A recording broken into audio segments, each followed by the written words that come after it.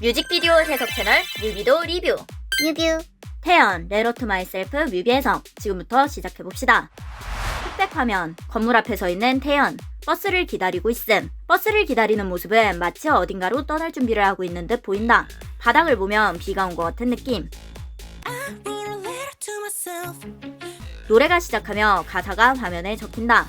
이것이 핵심 메시지라는 것. 이 뮤직비디오는 자신에게 편지를 쓰는 내용, 자기 성찰과 치유의 여정을 암시하는 것으로 추론할 수 있다. 흑백의 세계에 색채가 들어온다. 버스의 창문에 빗방울이 맺힘, 마치 눈물. 비어있는 버스와 함께 쓸쓸해 보이는 태연의 모습. 버스 창문으로 보이는 지나쳐가는 거리, 걸어왔던 길을 돌이켜보는 느낌. 빗물에 뿌옇게 번진 창문. 블러, 흐릿한 형체, 희미한 것. 수록곡인 블러와 연결해서 보는 것도 흥미롭다. 빗물에 뿌옇게 번진 창문 밖으로 보이는 사람들. 희미하고 흐릿한 과거의 기억들로 추론할 수 있음. 그 위로 음표 악보들이 나타남.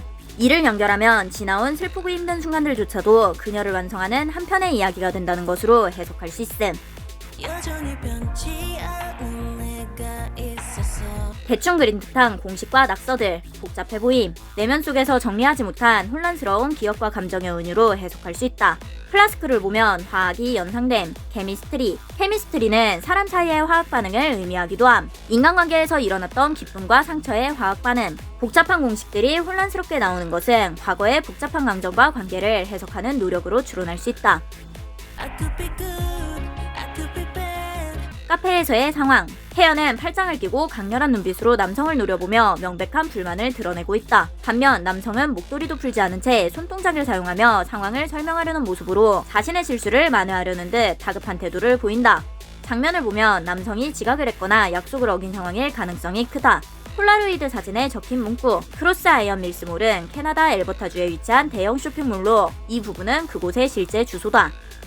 비온 것 같은 바다. 남성은 낙엽 위에 공상맞게 앉아 태연에게 호소하듯 자신의 이야기를 쏟아낸다. 태연은 상대의 이야기에 무관심해 보인다. 감정적으로 공감하지 못하는 관계의 어긋남. 일방적으로 진행되는 대화에 대한 피로와 단절감을 암시하는 것으로 추론할 수 있음. 폴라로이드 사진에 적힌 문구. 캐나다 엘버타주에 위치한 지역과 날짜. 여성은 신나게 무언가를 이야기하고 있고 태연은 뭔가 지쳐 보임.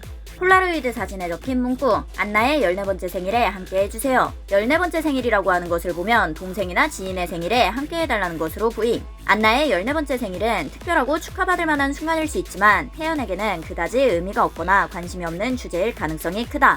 대화의 소통이 상호적이지 않고 일방적이라는 것으로 추론할 수 있다. 남성이 태연에게 뭔가를 말하며 요구하는 것 같고 태연은 등 돌리며 떠나고 있음. 소통의 어려움이나 관계의 단절로 해석할 수 있음. 폴라로이드 사진에 적힌 문구. 아주 재미있는 헝거게임 캐칭파이어 14.00 쇼핑 60. 즐겁다고 적혀있는데 서로 싸우는 모습. 사진에 적혀있는 문구로 보면 금전적 문제가 있는 것 같음. 관계의 표면적인 즐거움과 실제 내면의 불협화음 사이의 괴리. 태연의 등을 돌리고 떠나는 모습은 그녀가 관계의 불편한 요구나 갈등에서 벗어나려는 결단을 내린 것으로 보임. 일방적으로 자신의 이야기를 하는 상대방들과 그 이야기를 관심 없는데 듣고 있는 태연. 괜찮을 수도 있고 나쁠 수도 있는 것. 태연이 과거를 회상하며 관계 속에서 느낀 양면적인 감정. 단순히 특정한 관계에 대한 비판이 아니라 자신과의 관계를 성찰하고 스스로를 이해하고 받아들이는 과정으로 해석할 수 있다. 등장하는 사람들은 버스 정류장에 서 있던 사람들이었다. 기억의 메타포. 관계의 소통 부재와 불균형. 과거 겪었던 인간관계의 어려움과 이를 통해 느낀 소외감을 암시하는 것으로 해석할 수 있다.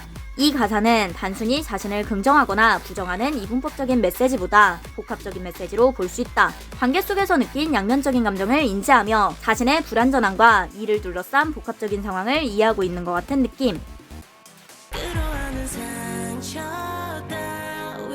태연은 칠판을 놓고 발표 준비를 하고 있음. 태연은 자신의 목소리를 내기 시작했지만 주변의 시선과 반응에 여전히 두려움과 불안을 느끼는 것으로 보임. 칠판에 적힌 것, 마이 폼.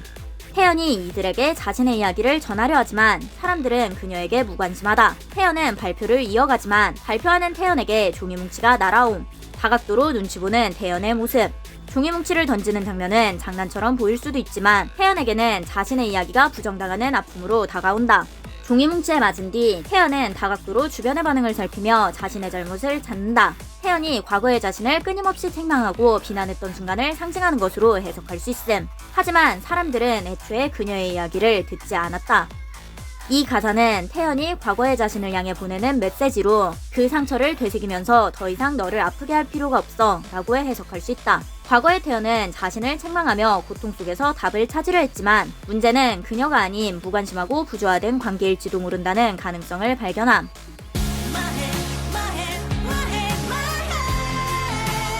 가사는 my head인데 발음은 마치 말해, 내면의 목소리, 말해, 내면의 억눌린 목소리를 해방시키고 싶은 열망으로 해석할 수 있음. 곡 소개를 보면 감정을 쏟아내듯이 노래했다고 함. 버스라는 한정된 공간에서 벌어지는 이 장면은 외부 환경에 의해 억압된 태연의 내면 세계를 시각적으로 구현한 것으로 보인다. 버스 뒤쪽에서 일어나는 남자. 붉은 조명이 켜지며 스릴러 같은 느낌을 줌. 붉은 조명. 마치 태연의 감정적 분출과 내면의 경고.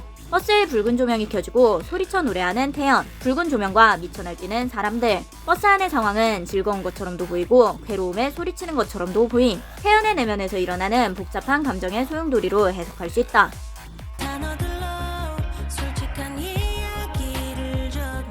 넓은 잔디밭으로 달려가는 버스의 뒷모습. 비가 그친 것 같음. 태연은 작은 곰인형을 안고 있음. 해븐에서 곰분이는 미련 곰탱이 시절에 태연을 상징하는 요소로 등장했었음. 작은 곰인형은 과거에 서툴렀던 어린 태연을 상징하는 메타포로 해석할 수 있음. 태연이 곰인형을 안고 있는 모습은 과거에 자신을 품고 받아들이려는 태도로 보임.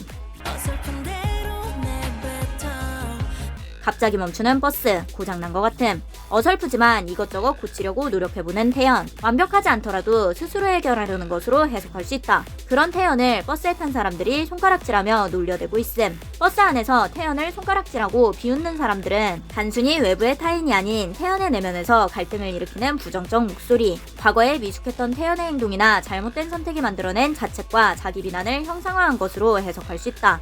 이 사람들은 태연과 함께 버스를 타고 있는, 즉 과거의 기억 속에서 함께 살아가는 존재들. 과거에 내가 외면했던 사람들이나 내가 부족했던 대처로 인해 상처를 남겼던 관계들이 떠올라 그 기억들이 지금의 태연을 비난하는 것처럼 느껴진다. 버스 앞문에 놓고 내린 작은 곰돌이가 점점 커지더니 곰분이로 진화. 과거의 기억이나 경험이 단순히 작고 사소한 것이 아니라 현재의 태연에게 중요한 영향을 미치고 있음을 보여주는 것으로 추론할 수 있다. 과거의 상처와 미숙했던 순간들은 태연의 일부로서 그녀를 형성해온 중요한 요소들이었던 것. 버스에 탄 사람들에게 몸을 돌리는 곰분이. 눈에서 빔을 쏘기 시작한다. 곰분이의 빔은 단순한 공격이 아니라 태연이 자신의 내면 깊은 곳에 자리 잡고 있던 비난과 자책에 정면으로 맞서는 순간으로 보임. 과거의 상처를 외면하지 않고 그것을 마주하려는 것으로 해석할 수 있음. 단순히 과거의 미숙함을 비판하거나 후회하는 것이 아니라 그것을 인정하고 받아들임으로써 더 단단한 자신으로 거듭나는 태연. 운전대 잡은 곰분이, 옆에서 신난 태연.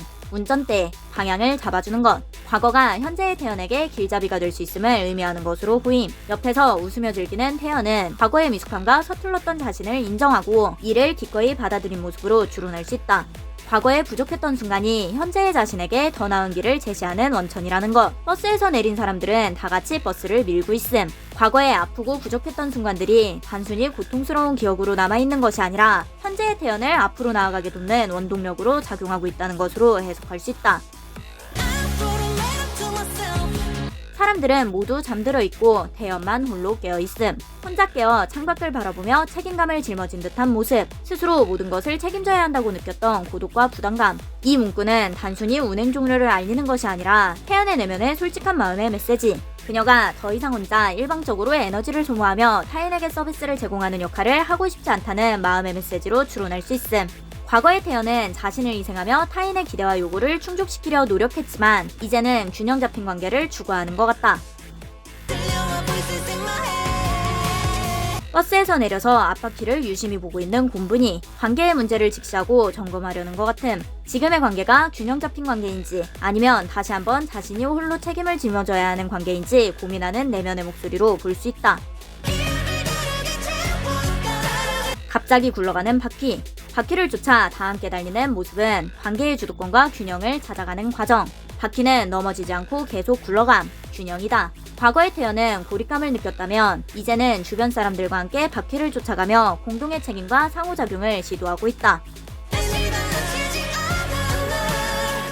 바퀴가 사람들에게 굴러감, 달아나는 사람들. 바퀴가 굴러가는 장면은 인생의 양면적인 속성을 보여주는 메타포. 인생은 때로는 쫓아가야 할 목표가 되기도 하고 반대로 도망쳐야 할 문제가 되기도 한다. 태연이 과거의 상처와 경험 속에서 스스로를 책임지고 주체적으로 나아가면서도 주변 사람들과의 연대를 통해 균형을 찾으려는 모습으로 해석할 수 있다. 복수기를 보면 어떤 상황에서도 자신의 감정과 당당히 마주하는 내용이라고 함. 나를 잃어버리기 쉬운 세상에서 자신의 정체성을 잃지 않겠다는 것으로 해석할 수 있음. 아까와 다르게 이제 모두가 잠들어 있음. 홀로 깨어나는 태연. 혼자 깨어났지만 지금은 전혀 문제가 없다. 비슷한 장면, 다른 느낌. 과거에는 고립감과 불균형 속에서 혼자만 모든 것을 감당해야 한다는 부담감이 강하게 느껴졌던 반면 이제는 내면의 조화 속에서 혼자 있는 순간에도 안정적인 모습을 보인다. 외딴 곳에 위치한 집. 시간이 흐르는 모습은 하루의 시간을 인생의 여정으로 연결하여 삶의 변화를 담아내는 은유로 해석할 수 있다. 문에 붙은 TY, 태연의 이니셜. 집 앞의 우체통에 TY가 적혀있음. 과거의 나에게 위로의 편지를 보내는 우체통. 저 집은 과거의 나로 추론할 수 있다. 태연의 집으로 다 함께 들어감. 마치 태연이 마음의 문을 열어 과거를 받아들인 것 같은 느낌. 집으로 들어가는 장면은 과거를 회피하지 않고 마주하는 과정. 스스로에게 솔직해지려는 태연의 결심으로 해석할 수 있다. 조명 아래에서 웃고 있는 사람들은 단순한 과거의 기억이 아니라 그 기억들로부터 형성된 다양한 모습의 태연을 상징하는 것처럼 느껴짐. 그들은 과거에 부족했던 순간들, 아팠던 관계, 후회로 남았던 일들 모두 사진 속 웃음은 그 기억들이 더 이상 아픔이 아니라 긍정적으로 재해석되고 있다는 것으로 추론할 수 있다. 웃고 있는 장면이 사진으로 남는다. Letter to myself 라는 문구가 적힘. 쿠키 영상. 태연이 과거에 자신에게 보내는 진솔한 위로와 응원의 메시지. 과거에 부족했던 순간들조차 지금의 나를 완성하는 중요한 조각이 된다. 뮤비도 리뷰. 뮤뷰 구독! 좋아요.